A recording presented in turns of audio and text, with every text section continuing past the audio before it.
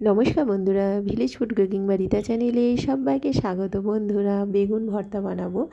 তো এখানে বেগুনটাকে পোড়ানো হয়েছে উনানে, সর্ষের তেল মাখিয়ে পুড়িয়ে নিয়েছি। গরম উনান ছিল একদম। তো 500 সাইজের একটা বেগুন, 3 জনে খাবো।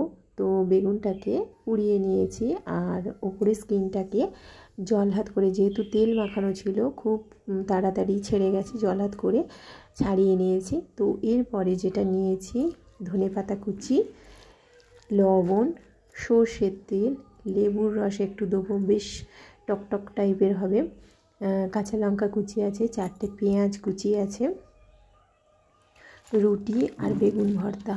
ওহ, একদম খাওয়াটা জমে যাবে বন্ধুরা। আর বেগুনের গন্ধটা কি সুন্দর, বেগুনের গন্ধটা আসছে, পোড়া বেগুনের গন্ধ।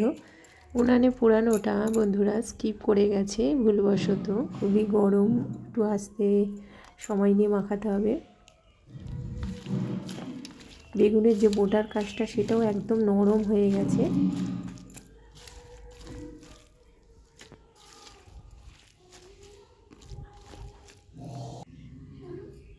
তো বেগুন ভর্তা রেডি হয়ে গেছে।